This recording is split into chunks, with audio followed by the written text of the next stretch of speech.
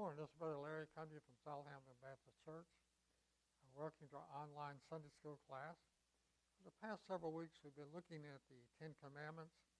And this morning, we're going to look at commandment number 5 and number 6. And so let me read from the text. We're going to find Exodus chapter 20, verses 12 and 13. And it says, honor your father and your mother so that you may live long in the land the Lord your God has given you. And then number 6, you shall not commit murder. What we have here is a call to honor God and to honor our parents and honor others. That's the commitment not to murder, for example.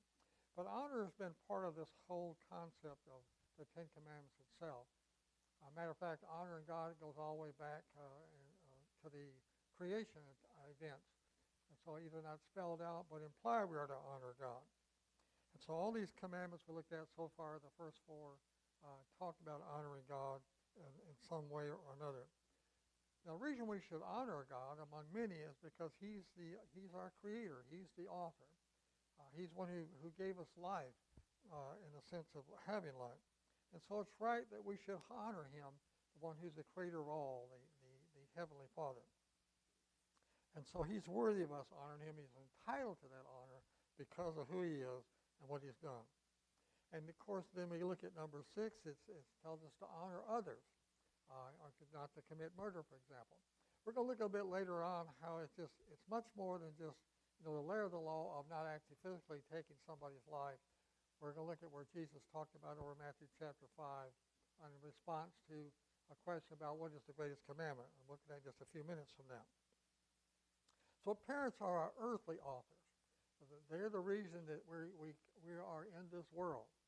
Our mother, our father, they joined together, and we became, a person of this world when we were born. And so they're our earthly authors, if you want to say that. They're our earthly creators, if you want to put it in a more clearer term. So the family is extremely important. The home is extremely important because the family and the home are the foundation of society. As often as it's been said, as the family goes, as the home goes, so goes society. I think in terms of my own family, how important it is as a parent when I was raising my children, they had to learn submission to authority. They had to learn to submit to my authority and to my wife's authority as a mother and a father. Now, they're grown today. The youngest one's 48, the oldest one's 54, and of course, they obviously they've raised their own children, and hopefully they've taken my example of how they were raised and raised their own, which in most cases appears to be true. So, that's our first introduction to learning to submit to authority. There's a reason or rhyme behind that. What the family teaches, I attempt to teach my children, and submitting to my authority, laying the foundation, the groundwork for later on they would submit to other earthly authority here on earth, for example, and ultimately submit to the authority of God Himself and become a believer in Jesus Christ. So this concept of authority is extremely important, and parents need to recognize that. If you're a parent this morning listening in, or when you do listen in, recognize the importance you have to teach and train your child, not only to submit to your authority and laying the groundwork for authority later on. I'm convinced that much of our lawlessness in our society today has become along the line. Great many of our children, as they grew up, were not taught or trained to submit to authority, for example, the authority of the police, for example, or other authority. Perhaps they didn't submit to the authority of their own parents as they grew up. But we have to learn this concept of submitting to authority and eventually submitting to the authority of God Himself. So that's what it's really all about. We have to look at one authority thing we look at parents, is that parents are not perfect. So it kind of makes it difficult sometimes to submit to authority. There are some parents out there who mistreat their children, abuse their children, and do other things that we know is not right and very wrong and sometimes very evil. And so because of their imperfection, it's often hard for us to submit to authority. But we're talking about the ideal parent, a parent who recognizes their responsibility and what their job is. It makes it much, much more easier for that child or children to submit to that kind of authority. And as I was raising my children, I made a sure point, not to abuse them, not to abuse them verbally, as often happens, or physically, as far as that goes, and to respect them for who they were. And they knew as they grew older, they had the right to question the decision I made. And if they could prove me wrong by their argument being right, I might change my mind. One of my daughters eventually said, gave up on the whole concept, because usually I was the right one, and what she wanted to do was the wrong, so she eventually just stopped trying to convince me that she was right and I was wrong. And so, but in that whole process, we recognize as human beings that people as parents can be sinners. They can do the wrong thing. That's the whole point why we need Jesus. As often as I've been sharing Christ across the years and people here and there, one of the points I make is if we were perfect, we wouldn't need Jesus. It's our imperfection that causes us to need Jesus. The imperfection that the Bible calls sin. So we recognize that. So, but we look here at this fifth commandment. It's the writer calls the hinge point a commandment, which the honor moves from honoring God in commandments 1 through 4, to honor our human authorities, that's our parents, in number 5, and to honor one another, that's the 6 through 10, which we'll look at as the weeks progress. Now, the entire Ten Commandments are about honor. So if I were to ask you which one's about honor, the real simple reply is they're all about honor, and that's either said or implied. But here in number 5 is only time the word honor actually appears. It doesn't mean that it's not there in the rest of those, at least implied in that concept. So, we're going to look briefly at once a teacher of the law came to Jesus in Mark chapter 12, and he asked him, what is the greatest commandment? And that's in Mark 12, verses 28 and following. So one of the teachers of the law came and heard them debating. Noticing that Jesus had given them a good answer, he asked, of all the commandments, which is the most important? The most important one, Jesus answered, is this. Hear, Israel, the Lord our God, the Lord is one. Love the Lord your God with all your heart and with all your soul, with all your mind, with all your strength. The second is like this, love your neighbor as yourself. There is no commandment greater than these. Of course, he says the well-said teacher, the man replied, you're right in saying that God is one, there is no other but him. To love him with all your heart, with all your standing, with all your strength. To love your neighbors yourself. More important, all the burnt offerings and sacrifices. So we look at this whole idea here we talk about. And you might wonder why, why was it not obvious to this young man, this young teacher, leader here, what was the most important commandment? Well, you have to understand some of the historical background here. By the time that Jesus comes along, the Old Testament scholars come up with 613 laws that they're there besides the Ten Commandments themselves. Of course, there's the laws of Leviticus that govern society, but there were 613 of them. Now, by that time, the Pharisees had built what they called 1,500 fence laws. Now, I know it's a strange concept you might not have heard before, but they built, I guess you'd say, a fence law around the main law to make sure that they didn't violate that law. Here's some examples of those fence laws that you can see. For example, you weren't allowed to spit on the Sabbath. Well, that sounds awfully strange, doesn't it? Well, it disallowed spitting on the Sabbath because it might disturb the dirt when the spit hit the ground, and you'd be guilty of plowing. So that's how they kind of build a fence around not working on the Sabbath, for example. I know it sounds strange, but they did indeed do that. You weren't allowed to swat a fly on the Sabbath. Why? Well, a lot of us would break that because we love swatting flies. But anyway, it's forbidden as it might be called. You might be guilty of hunting. You get the fly swatter out, and you go hunting around the house killing flies, and now you're guilty of hunting. Women were not to look in their reflections. In those days they used metal and shined it up to see your reflection. But they weren't to look in the reflection because they might be tempted to pull the gray hairs out of their head. So they wouldn't work, for example. They weren't allowed to carry clothes out of a burning house because they might be working as they carried them out. They weren't allowed to travel more than 3/5 of a mile on the Sabbath day, unless couldn't travel that far. And what I remember from seminary is you weren't allowed to carry anything that weighed more than a dried fig, more than 3/5 of a mile on a Sabbath day, for example. That's just some of the fence laws that by the time Christ is there, doing his ministry, that these Pharisees had come up with. So you can see that's why this man would ask him, what is the most important? Of course, he responds with the concept I said there, you shall love the Lord your God with all your heart, with all your soul, all your mind, with all your strength. You shall love your neighbor yourself. Now, I'm going to say to you, this expand what Jesus really had to say here. But you could do this. You could insert honor. You shall honor the Lord your God with all your heart and with all your soul, with all your mind, with all your strength. You shall honor your neighbor as yourself. Now, the meaning hasn't changed. What Jesus did there was expand upon that meaning. Because if you really love someone, truly love them, you're going to honor them. And that's the expansion.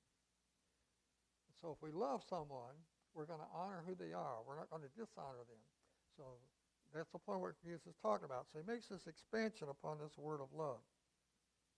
Let me quickly say it's possible to honor someone and yet not really love them, for example. It's possible to show them honor and not really love them in that sense. It goes on to talk about, we might speak to others about honoring God, but we might not really, in an outward sense, we might speak that way, but not really loving inwardly. I was just talking to a young lady in the church this morning, and I was saying to her the best way to honor God is to obey God. That's the best way to honor God in our day and time. That'll be obedient, honor him in that way. So, but honor rendered without love is better than no honor whatsoever, except it's empty obedience. So we need to love God and honor God at the same time. So motive matters. That's what Jesus is talking about. So the fact honor lies at the heart of this commandment here to honor our parents and to honor our elders. So that's the heart of what we're looking at. So and it also comes into play when we talk about our relationship with other people. And so we honor our parents, but other people also. We look at that whole concept there. But we're to honor our parents not just the days that we live in our household. You know, I grew up in my parents' household. I married. I joined the Air Force just short of my 21st birthday. I married not long after that. And so in that sense, I was out of the household. But I did seek, even as a non-believer, I loved my parents. And I honored my parents out of love for them, especially my mother, as most people would do. I'd honor her at that particular point. And so even after I grew up and became an adult and had children of my own, I continued to honor my parents, my father and my mother. And of course, especially, you take a step back, even my grandparents. But I honored them. I respected them, and I tried to do things for them. I didn't speak with them in a disrespectful fashion. I would always, I guess he's talking in a respectful way. And to know that they were loved by me and cared about by me. And so I recognize out there in our world there are some parents it's awfully hard to do what I just talked about doing with mine because perhaps they've been abusive to the child and other things of that sort. But we're called upon to seek to honor them as best we can, I guess you might say. And so I wonder, we might ask why should we follow this commandment to honor our parents? And the simple answer is because God said so. It leads back to obedience. If I'm going to obey what God has to say, it falls upon me to honor my parents, even when I was an adult, a grown man.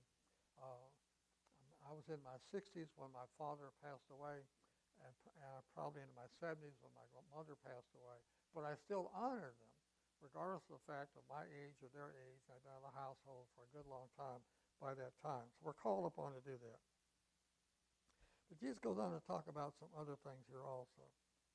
And we're going to talk about the reason God gave us the Ten Commandments to start with. God gave it to us so to not to build up our self-esteem, you might say, but to show us how we are to live, both as children and as adults. and growing the household. How we're to how to live and relate to God, as we talk about the first four. How to live in the 6 to number 10, how to relate to others. So it's about that concept of how to live in the life we live in, how to best exemplify the life of Jesus Christ, and put it that way. Now we get into the 6th commandment. It says, thou shalt not murder. Now, you might think on the surface, oh, that's an easy one for me to keep. I'm not in danger of breaking that one. It's easily avoidable. You know, I'm not going to harm or hurt anyone in the sense of shoot them or harm them in some particular way. But the truth of the matter is, when Jesus talks here about it, and later on he gives a greater understanding of it, he goes beyond just the physical act of murdering someone. We talk about it that way. So the whole commandments are changed there with number 6. The focus of it changes to the business of honoring our fellow believers, our fellow human beings. And so it moves beyond from God into our fellow human beings and talk about that. So let's talk about the first murder. We're going to find the first murders recorded in Genesis chapter 4, verses 6 and 7. Let me quickly turn back there. It's a very familiar passage involving Cain and Abel. Let's get a little bit of background to it. It says, now Abel kept flocks and Cain worked the soil. In the course of time, Cain brought some of the fruits of the soil and offered to the Lord, but Abel brought fat portions from some of the firstborn in his flock. The Lord looked with favor on Abel and his offering, but on Cain his offering he did not look with favor. So Cain was very angry. His face was downcast. The Lord said to Cain, why are you angry? Why is your face downcast? If you do what is right, will you not be accepted? If you do do not do what is right, sin is crouching at the door. It desires to have you, but you must master it. Now Cain said to his brother Abel, let's go out in the field. And while they're in the field, Cain attacked his brother, and Abel killed him. His brother Abel, and killed him. Then the Lord said to Cain, where is your brother? And so we're looking at here this very first murder. The very firstborn of Adam kills his brother.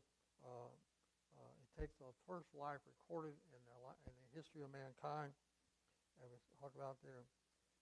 And Cain does not heed the warning that God gave him. He does not master his temptation. He's angry at his brother. Now, he's really angry at God because, for whatever reason it might be, God accepted Abel's offering and did not accept Cain's offering. And in a sense, you might say because Cain could not attack God or kill God, he kills an image bearer of God, which is who we are, human beings. We bear the image of God, becomes angry at his own brother, and in that anger, he plans a murder. And that's what we have here recorded in that. And so we learn this. What can we learn about this very earliest episode of murder? Well, what we can learn is this. We'll find that a path to becoming a murderer does not start with plotting that murder. Cain doesn't start with plotting the murder to kill Abel. What's it start with? It starts with him being angry at his brother, becoming very angry at his brother, because rather than he's angry at God, but he moves that anger onto his brother. And so let's talk for a second. Since we talk about anger, but is anger a sin in and of itself? Or sometimes people think that it is. Anger is not necessarily a sin. It's kind of has both a negative concept to it, but it's how we respond to that anger. The circumstances, how we respond, whether it becomes sin or not. Now, obviously, Cain's response was a response of sin. He kills his brother. If he had responded in a more positive way and mastered his temptation and still loved his brother and still worshiped God, you'd have that anger brought under control and not necessarily a sin in itself. And so it's like anger's like any other emotion. In this concept, it's a negative emotion. But God gave us these emotions. So I remind you, it's what we do with the anger that makes it right or wrong. I taught anger management for years as a mental health counselor, and one of the concepts I would use is exactly what I said here about it's what we do with it makes the difference. Do we reach out? Do we harm people? in a physical or verbal way or some kind of fashion to their reputation, whatever it might be. But what do we do with the anger once we have it? How do we manage it? What do we do with it? And I can tell you this, and the writer says, if all anger was sinful, we would not need to remind her, be angry and do not sin. It says it simply would read, do not get angry. So we find it there when Paul writes Ephesus, says, you can be angry and do not sin. We know there's examples of righteous anger in the New Testament. We find Jesus going into the temple and driving the money changers out. We find him exemplifying righteous anger toward those money changers there. He said he turned God's house into, basically he turned into a place of business, more or less what he said, into a marketplace. So he's defending God's holiness at that particular point. And so we know that in itself it's not necessarily wrong. Now Jesus here, what he's talking about this anger is, he wants us to move beyond just not murdering. And so, and we talked about it in Matthew chapter 5. I'll quickly turn over there, verse 21.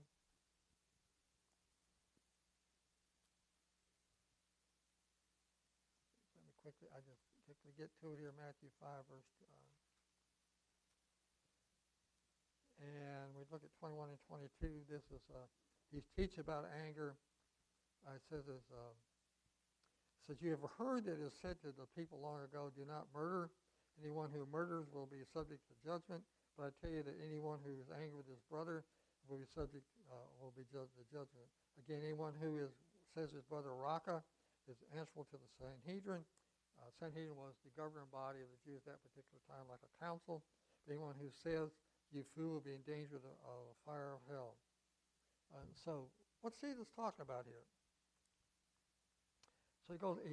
So what he's here is, again, he's expanding the concept of not murdering. He's expanding the concept into what leads to murder, as I pointed out with anger a while ago, to deal with your anger early before it gets to that. He's also talking about the Pharisees at that particular time. So if you just kept the bare minimum of the law, you were doing what would get God's favor. And the bare minimum of the law was what? Do not physically murder. But Jesus comes to a different point. What anger will do to you, what anger could lead you to do if it's not, as God said to Cain, the temptation to resist it. And so he went on to talk about how that the real origins of murder, and we lied about it back in Cain and Abel. The origins of murder begin with anger, and that's what he again reiterates here. He expands on the sixth commandment, and he points out to them there's more to it than just not the physical act of murdering someone. So he wants to be very clear that anger, uncontrollable anger out of control in the sense here, is the origin of the plot that leads to murder. And so that's what he's talking about. And when we talk about the word raka here, I look up the word raka for it in the Hebrew. It's a strong derogatory Aramaic term used to insult. It means empty or worthless or foolish. It's a strong expression of contempt. Now, we're talking about that word contempt for just a few minutes. But we look at the way the anger progresses. The writer says, first, I'm angry with you in your response to something you did to me. You hurt me. Next, I begin to question your character with an insult. And then I begin to question your worth as a person, your worthiness to be alive, to still be living. And so that's the contempt there we talk about. So basically, when somebody kills someone else, they have embraced the contempt to the point that they no longer believe that other person has a right to live, deserves to live any longer. They're just worthless. They don't have a right to live any longer. And so they indulge, the person who ends up in murder, indulge their anger. You might say they feed it, they internalize it, and they think on it, and they grow on it. It gets worse and worse and worse. And it finally ends, this little seed of anger ends in the out-thrusting of killing that person that they got so angry at and so contemptible toward. And it ends up like that. And so he talks about the need to bring that under control. So But what Christ has us do is move from contempt to compassion, to have compassion for that person, to have forgiveness for that person, much in the same way that God had compassion on us. Think about, if you're a believer, think about how many years, if you're as old as I am, I was nearly 28, did I, in a sense, I had contempt for God. Maybe I didn't exercise it in words that way, but just the fact I ignored him. I didn't, I went about my lifestyle my own way. God had no place in my life. I was a ruler. I can say I was a ruler and God of my own life at that particular time. So I treated God and God's word and God's church with a sense of contempt. And so we have to be aware of that. And so Jesus, we look at the example of Jesus. The writer says, Jesus himself, the object of anger and contempt, and devalued and stripped of his dignity, endured the breaking of the sixth word of his broken flesh and spilled blood. Because he is the image of the invisible God, those who hated God dealt violently with that image. Yet those whose life was extinguished took every care to preserve life, and receiving back his own, he lives the way we may have life. And so, and I want to close this comment. Because we've been accepted by Jesus, we should not be content to simply not be murderers in a physical sense, or not contentious, or not angry. We will not merely refrain from taking life. We will run toward giving life, however way that might be. We don't take their life, we share the gospel, and have eternal life, we have a forgiving attitude and nature about itself, and recognize that other person is made in the image of God himself, and Jesus died for that person that we may be angry at, or trying to get contentious toward. He died for them as sure as he died for you, he died for me. You have a God-blessed day, and we'll see you next Sunday morning.